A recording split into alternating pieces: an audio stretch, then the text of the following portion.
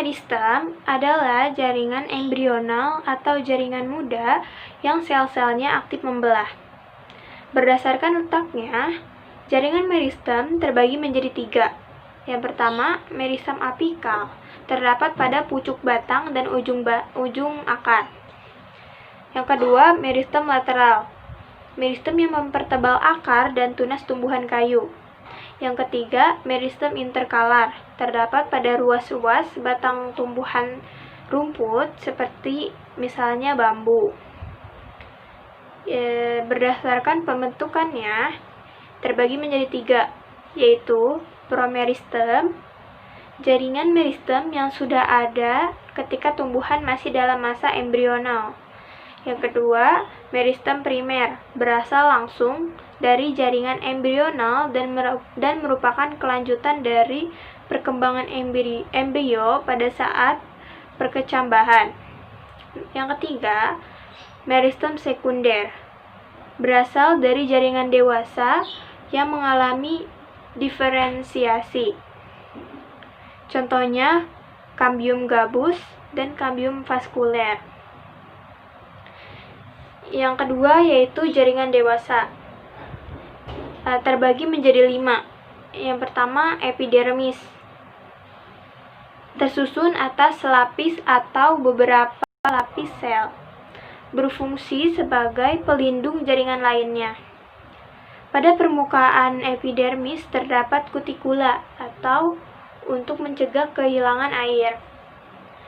Modifikasi epidermis terbagi menjadi 3, yaitu stoma, trikom, dan filamen.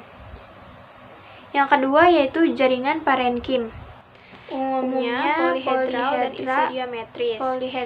dan tipis, isodiametris, mengandung selulosa, pektin, serta hemiselulosa.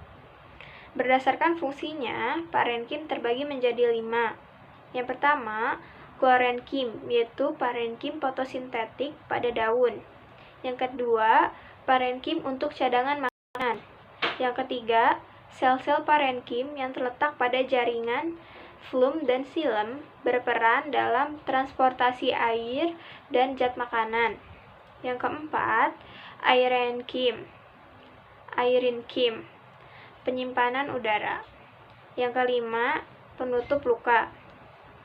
Berikutnya ada jaringan pengangkut, berfungsi mengangkut air dan zat-zat makanan hasil fotosintesis ke seluruh bagian tumbuhan.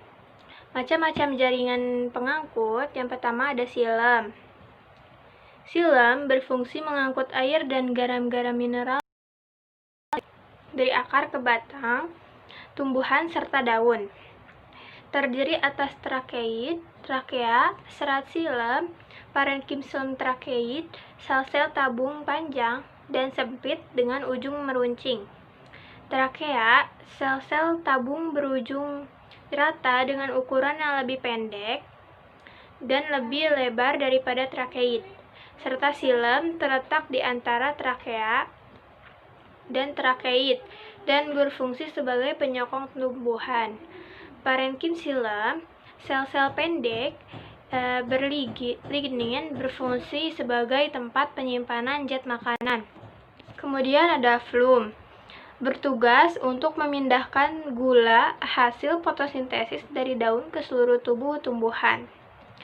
Flum tersusun atas pembuluh tapis, parenkim flum, serta flum dan sel pengiring.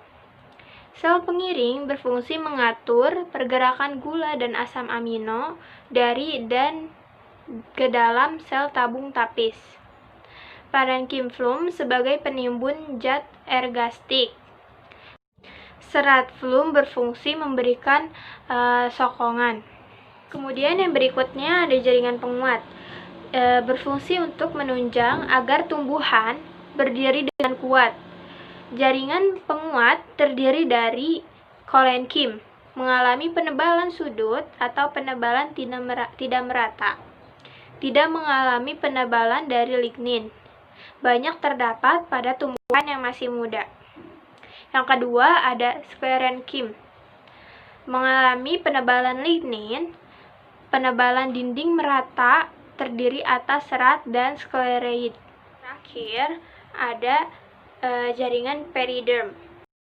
Bahkan jaringan pelindung sekunder mengganti epidermis.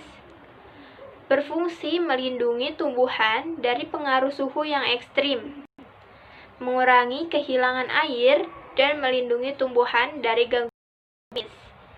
Terdiri atas yang pertama velum jaringan gabus, yang kedua velogen atau cambium gabus, yang ketiga veloderm atau korteks sekunder,